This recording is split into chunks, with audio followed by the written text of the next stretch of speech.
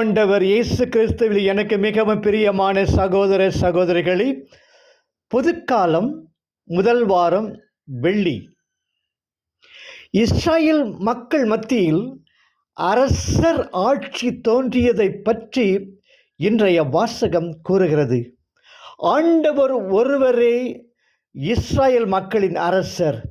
எனவே இஸ்ராயேல் மக்களில் சிலர் வேறு அரசர் தமக்கு வேண்டாம் என்று கூறினும் 1 சாமுவேல் 8:10, 17, 24, 12. வேறு சிலர் பிறர் நாட்டில் உள்ளது போன்று தமக்கும் அரசர் வேண்டும் என்று வாதாடினர். 9, 1, 10, 16, 11. இவர்களது விருப்பமே நிறைவேறியது. மக்கள் விருப்பம். இஸ்ராயேல் மக்களில் முதியோர் சாமுவேலிடம் வந்து, மற்ற நாடுகளுக்கு எல்லாம் உள்ளது போல் எங்களுக்கும் ஒரு அரசனை ஏற்படுத்தும் 8:5 என்றனர்.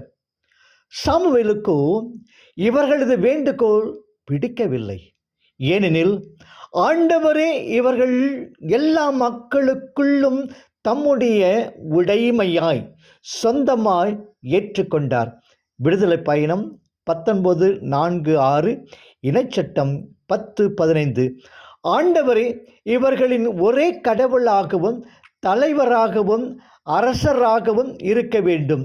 விடுதலை பயணம் 20:1-4.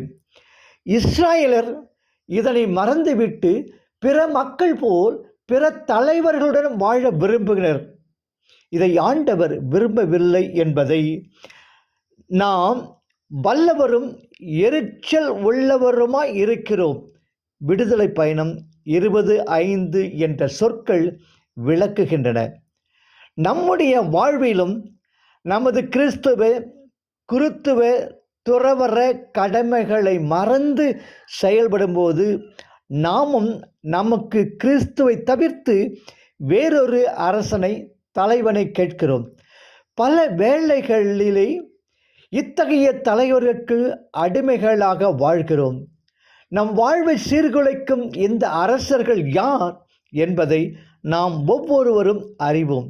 என்னோடு இராதவர் எனக்கு எதிராக இருக்கிறார். லூக்கா 11:23 என்பதை உணர்வோமா? எந்த வீட்டு வேலையாளும் இரு தலைவர்களுக்கு பணிவிடை செய்ய முடியாது. லூக்கா 16:13 என்பதை அறிந்து நம் வாழ்வை சீர்படுத்துவோமா? தனித்துணை நீ நிற்க யான் தருகி தலையால் நடந்த வினை துணையேனை விடுதி கண்டாய். பழிப்பில் நின் பாதம் படித்தொழும்பெய்தி விழப்பழித்து விழித்திருந்தேனே விடுதி கண்டாய். திருவாசகம் நீத்தார் விண்ணப்பம் என்று வேண்டுவோம். இறைவனின் பதில்: உன்னை அவர்கள் புறக்கணிக்கவில்லை, நாம் அவர்களை ஆள விடாதபடி நம்மைத்தான் புறக்கணித்து விட்டார்கள். 8:7 என்று ஆண்டவர் சாமுவேலிடம் கூறியதையே இன்றும் நம்மிடம் கூறுகிறார். ஆனால் நீங்கள் எங்களை விட்டு வேற்று தெய்வங்களை வணங்கினீர்கள், ஆகவே நான் உங்களை மீண்டும் விடுவிக்க மாட்டேன்.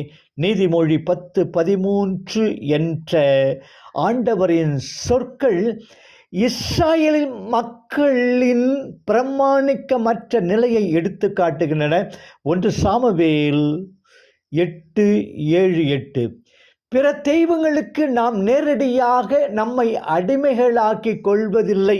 எனினும் இறைவன் திட்டத்திற்கும் அவருடைய கட்டளைகளுக்கும் மாறுபட்டு நடக்கும் போதெல்லாம் நாமும் நமது விருப்பம், நமது ஆசை, நமது உயர்வு, நமது நலம், நாமே எல்லாம் என்ற பிற தெய்வங்களுக்கே அடிமைகளாகிறோம் என்பதையே ஆண்டவர் காட்டுகிறார். ஆம், நம் கடவுளாகிய ஆண்டவர் அழிக்கும் நெருப்பு போன்றவர். அவர் வேற்று தெய்வ வழிபாட்டை சகிக்காத இறைவன். இணைச்சட்டம் 4:24, 5:9, 6:15. பொறாமையுள்ள கடவுள் 32:16-21 என்பதை நாம் உணர வேண்டும். அவருடைய மக்களாகிய நம்மிடம் ஆம், இல்லை, என்பதை ஒருபோதும் கலக்கக்கூடாது. கிறிஸ்துவிடம் ஆம் என்பதும் இல்லை என்பதும் ஒருபோதும் கலவாதது போல 2 கொரிந்தியர் 1:19-20 நமது வாழ்விலும் இறைவனுக்கு மட்டுமே என்றும் நாம் ஆம் ஆக இருக்க வேண்டும்.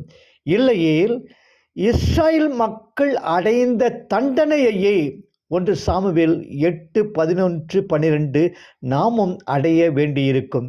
நாம் யாரை எதை தெய்வமாக கொண்டோமோ அதுவே நம்மை அடிமையாக்கி அழித்து விடக்கூடும். எனவே யாமார்க்கும் குடியெல்லோம் ஐய நின்னதில்லை மற்றோர் பற்று என்று திரும்ப திரும்ப கூறுவோம்.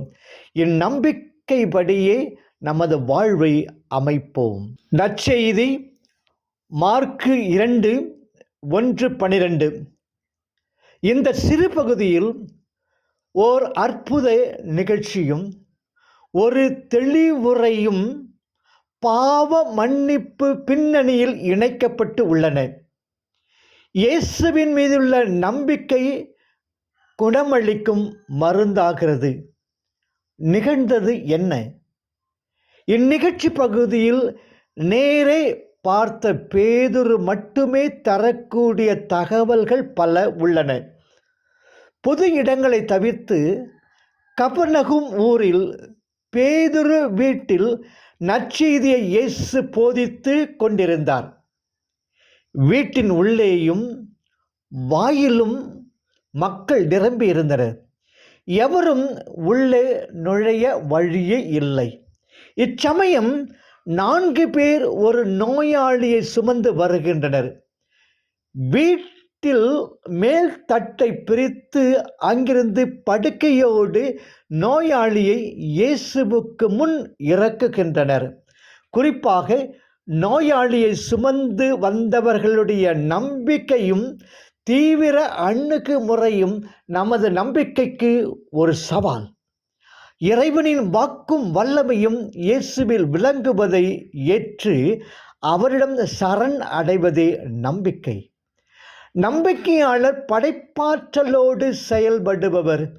எவ்வித தடைகளும் அவர்களை தடுத்து நிறுத்தாது. நம்பிக்கை புதிய வழிகளை காணும். நம்பிக்கையுடையோர் கற்பனா சக்தியோடும் செயல்படுவர் என்பதற்கு இந்நிகழ்ச்சி ஒரு சான்று. மகனே, உன் பாவங்கள் மன்னிக்கப்பட்டன. இயேசு திமிர்வாதக்காரனை பார்த்து மகனே என பாசத்தோடு அழைக்கிறார். குணமாக்கி அனுப்பி வைப்பார் என எதிர்பார்க்கிறோம். ஆனால் இயேசு குணமாவாய் என்று சொல்வதற்கு பதில் உன் பாவங்கள் மன்னிக்கப்பட்டன என்று நற்செய்தியை அறிவிக்கிறார். பொதுவாக அக்கால யூதர்களிடையே எல்லா பிணிகளுக்கும் அடிப்படை காரணம் பாவம் என்ற கருத்து நிலவியது. யோவான் நற்செய்தியில் கூட பாவத்திற்கும் பிணிக்கும் உள்ள தொடர்பு கூறப்பட்டுள்ளது. இன்றும் மருத்துவர்கள் உடல் வியாதியையும் உள்ள கோளாறுகளையும் தொடர்பு படுத்துவர். அருங்கொடை இயக்க ஜெப கூட்டங்களிலும் இவ்வுண்மை வெளிப்பட்டு வருகிறது.